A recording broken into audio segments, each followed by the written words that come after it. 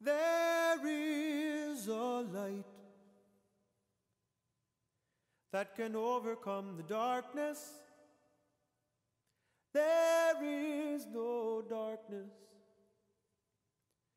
that can overcome the light. There is a light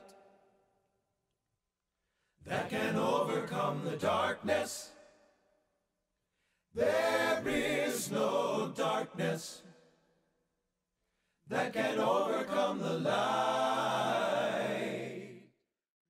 Not only does a picture tell the story in 1,000 different ways, but please listen now to our students. Watch their faces and hear their words as they speak to you and to me about our mountain life. The first weekend that I came to school freshman year, I went to the mountain. And I don't really know why I went, but I was just kind of curious of what this place was. I've never heard of St. Irenaeus, and I decided to go up and check it out.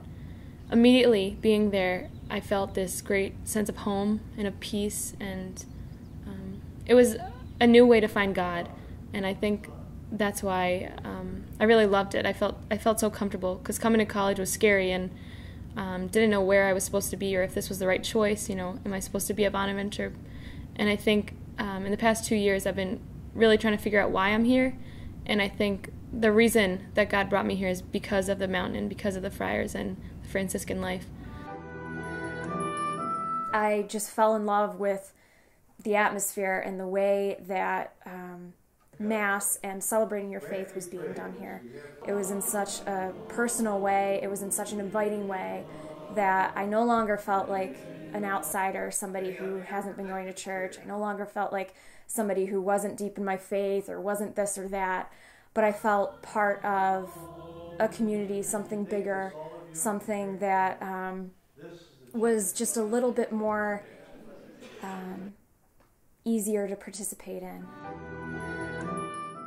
We wanted to experience our faith and find out where we were at our different levels of our faith, and really experience that together. And we needed something more than just Mass on campus or praying separately, praying alone. And the mountain really, it asks you to participate in your faith, and it encourages you to ask questions about your faith. Ask why you believe this, or why you believe this, or where you're coming from, and it gives you a more active role. And that's just what we needed to find out where we were and where we wanted to be in our faith life together.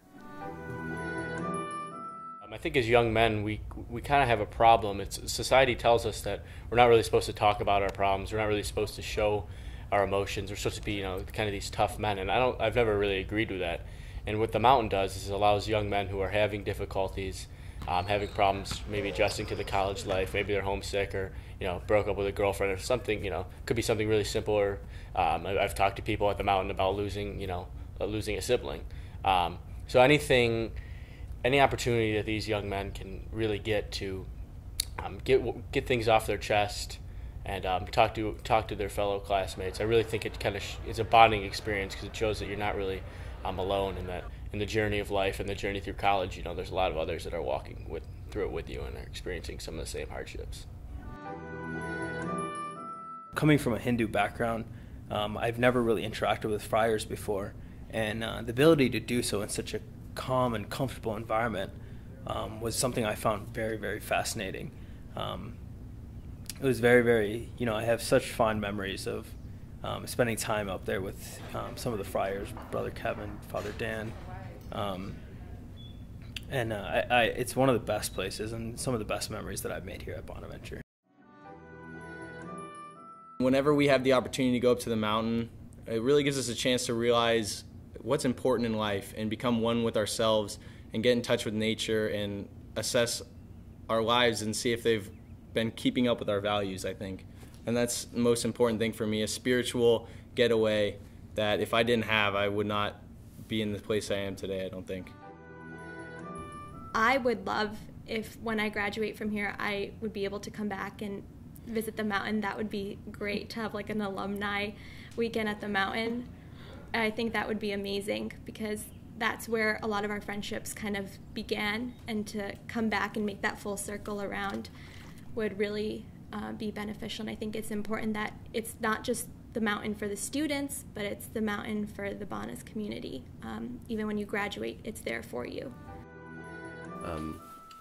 Going forward, after we left St. Bonaventure, after we graduated, the mountain was still such an active part of our life, because we always return here and we always reference where we were in our faith the last time we were here. And so it's almost kind of a measuring stick as to where we are. And it's nice to return back here together, and you kind of kindle that fire at the mountain in your faith. It sounds abstract, but the greatest thing about the mountain is that the atmosphere of the mountain, the spirit of the mountain never leaves you. When you come back, you feel the same sense of calm, the same sense of just being that you felt years ago when you were in college, or you were trying to get away from studying from your exams, or you just needed a break. That break and that calm is there, from when we went back a year after we graduated, and I'm sure it'll be there for when we go back 20 years after we graduated. You're always welcome here. You graduate from St. Bonaventure and the buildings are still the same, and you meet with old friends there. But there's new students and there's new faculty. At the mountain, like Father Dan likes to say, you never graduate from the mountain. You're always an alumni of the mountain, and you always feel welcome. It always draws you back. That can overcome the darkness.